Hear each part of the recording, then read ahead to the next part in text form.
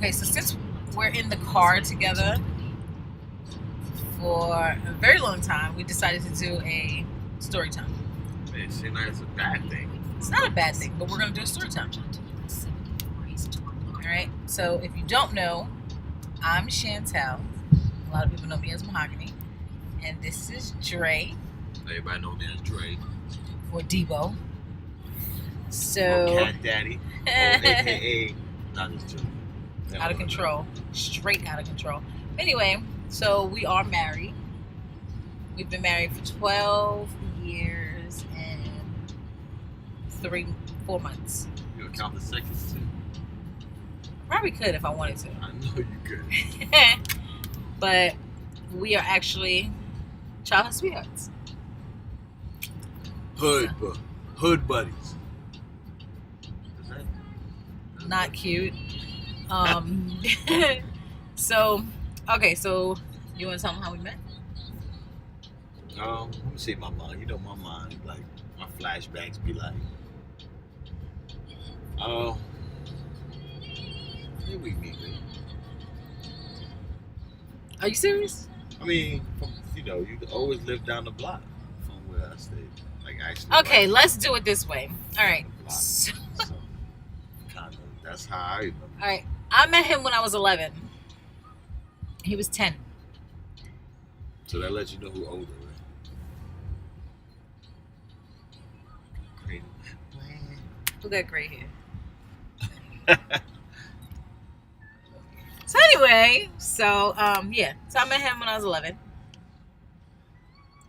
And tell the story. I met him because my mom used to make me always sit on the front step. Couldn't go out the gate. I was always on punishment. Why is that? Because I never used to come back inside when the street light came on. Oh. I figured I'm on the block. What's the problem? You were supposed to be in the house before it got dark. I was in the house. You know my mother. Exactly. Yeah. You know my mother was strict. I mean, she wanted you in the gate by the time street light came on. If you were opening the gate, you on punishment. Strict. So he used to come down the block because I was on punishment, and he used to come and spend time with me. So he would hide in the driveway. Yeah, I felt bad for him. He would hide in the driveway when my mother would come out the door.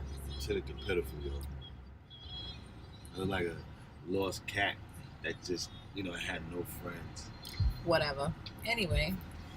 And I was a dancer. So in junior high school, I went to a school in Hollis, Queens called IS 192, Linden 192. And I used to dance with many people who to this day I still hang out with, talk to, good friends with freaking dance family members. That's what we call ourselves. And the best thing about it was all African dancing. This one right here was the drummer. Smart. I got smart. I would learn how to play percussion so I could watch her dance.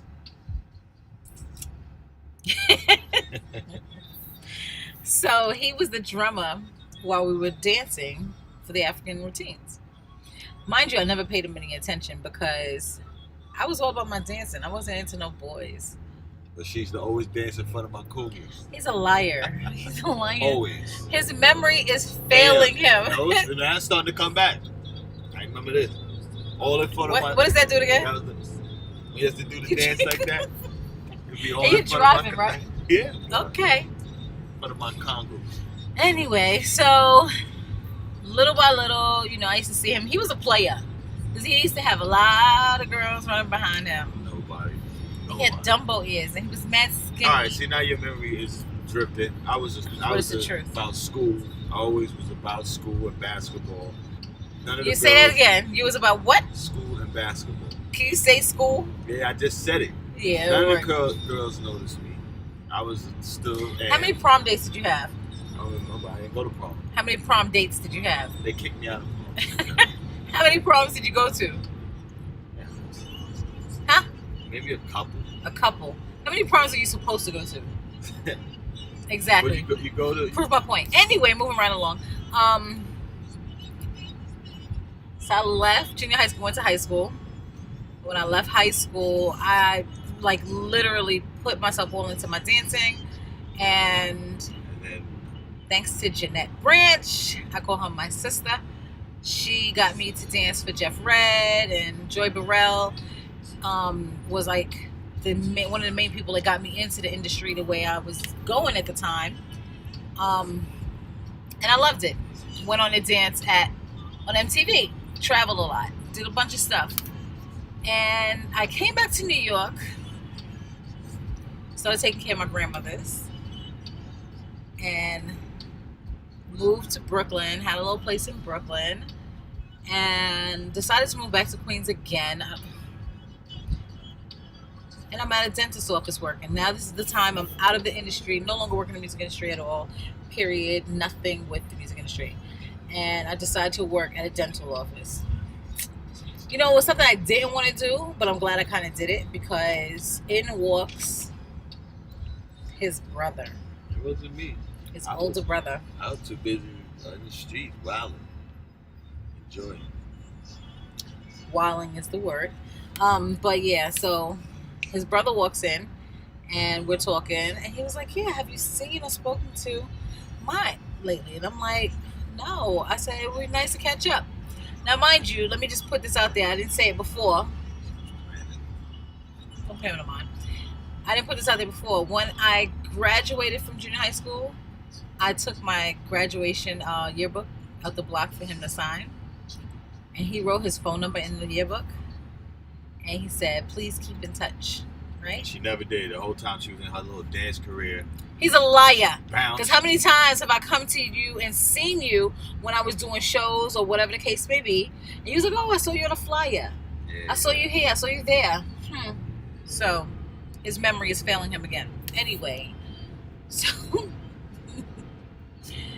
his brother was like, you should go and see him. And I gave him he gave me the phone number. And it was the same exact phone number. And what made me so mad is that I had a flood at my grandmother's house where my yearbook was. And the freaking book got destroyed. But when I got the book and I grabbed it, the only thing that was left was the back cover page with his phone number on it. It was the same phone number that his brother gave me. So I was like, okay, you know what, I'll just call him. So now when I called you, I was shocked. I was bugging, like, you home? Because she never stayed around in Queens. And if I did see her, it was just for a hot minute. She was either jogging somewhere or walking somewhere. But, you know, she always did stop by the house.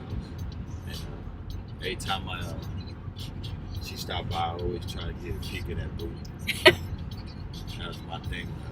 But, you know, she was also my good friend. I had a thing. they had a what? Nothing. I was slap him. We watching. But, and so, yeah, that's how it happened. And when she called me, I was shocked. Honestly, I was. Because, you know, we never talked on the phone. We always, you know, would come by. Like, I'll go down the block and see her, or she'll come on the block and see me. It's just that when I got that phone call, it was just totally different. You know? 4 hours later. Yes, a 4-hour conversation on the phone. That started, I want to say it had to be about 9 o'clock at night. And what happened after that? Started in the conversation. I was like, yo, this is the one. He's lying. After a 4-hour conversation. I'm trying to make it sound good, though. I was like, yo, I'm going to get that real quick. After a 4-hour conversation, he was like, do you mind if I come down the block?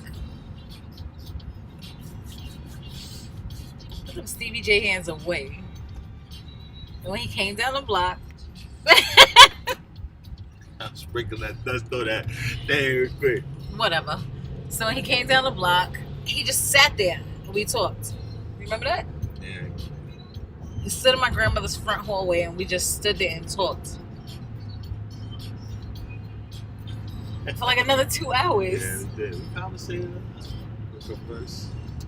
We did. We kind of definitely got a chance to Catch back up again. Yeah, we did. That was exactly what it was. And ever since that day, we've literally Was not out of each other's inseparable. sight. That's exactly right. Like, Yep. real talk. Like, it just was like, Like how we are now. My buddy. Yeah. That's what it do. Do you remember? Nope. Do I remember what? Our first date. I always say, I always had that vision. Yeah, I remember that first date. You're supposed to go all the way off. This is a grown folk show, ain't it? Alright, just want to make sure. Yeah, but yeah, I remember my first date, and what was it? What festival? I can't remember all of it. I don't think you remember none of I it. probably don't. I think that was your birthday. I remember. That was my birthday. Okay, so you tell the first day. So our first date In half a mile, was with right me, onto US 74. my front door, and a brown paper bag with a rose in it. Yeah, you looking at your watch? Yeah, because what's going on? I don't know why she's not today. So our first date, we were supposed to go out. However, Keep right to merge onto US 74 east toward Laurinburg. he was supposed to come and pick me up so we can go out to eat and drink and talk and have fun. However, he was hanging out with his cousin, Peanut, What up, man? and never made it. Because they was too busy in Brooklyn getting drunk on 40s. Remember those? Old English. Old So much so that he put a rose in my door. And the funny thing about it, I still had Onto US 74 leftover east. 40 early that morning. And so I ripped the bag off. I couldn't think of that. I couldn't get a call because it was still early in the morning. And, you know, you can find a 24-hour spot to get some roses, a single rose.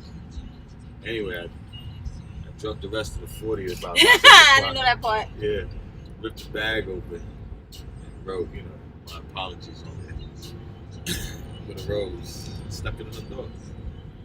So I got up furious. I mean, I went to the door pissed the hell off. Like, you know, you get up in the morning, you're going somewhere. That was me. I used to always go get my grandmother something from the store in the morning. And I walked to the door, and as soon as I opened up the door, my grandmother's security door had this brown piece of something in a flower. When I opened it, angry, How that face turned that up. Just like that. I was like, oh. What the hell ever. Yes. Whatever. And 12 years, 4 months later, still doing it. So basically, we tell the story for because we are definitely trying to put out unity out here, love, and you know, and marriage. You know, we don't see a lot of that going on. Just a unity. And don't get it twisted. We will have our confrontations. Of course. But my grandmother always say, tongue and teeth will meet. It's all about how you deal with it in the end. And when you deal with it, it does make you stronger and closer. So you know that's why we doing what we're doing. That's why the way we are. We are like two kids when we get together. Oh, heck yeah. It is what it is. The next week is going to be crazy. This week is going to tear the hell up. Every year, and that's one thing we like to do. Oh, look, 2 miles. Yeah, Hamlet. Boy. Yeah. We try to make time for ourselves once a year. I mean, granted, we try to do as much as we can, but once a year, guarantee, we try to make sure he and I go away so we can reconnect, enjoy, have fun, laugh, love, just do it up. We do it once a year with the kids as well, and we are going to try and do like a whole family thing at some point soon. You'll But see him soon. yeah, you'll see our Rugrats. Yeah. They're like, oh, mommy's out here. Y'all gonna do pranks?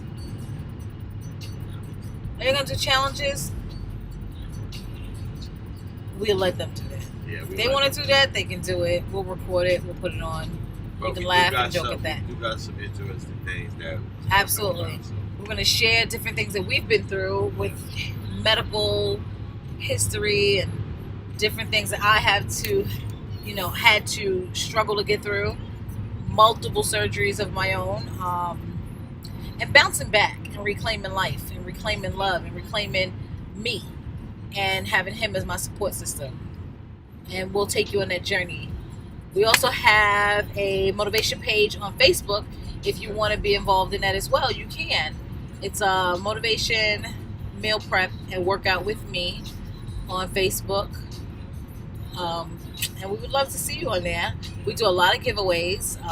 We give away gift cards. We give away clothing. We give out protein shakes, anything nutritional to help you get to where you want to get to in life.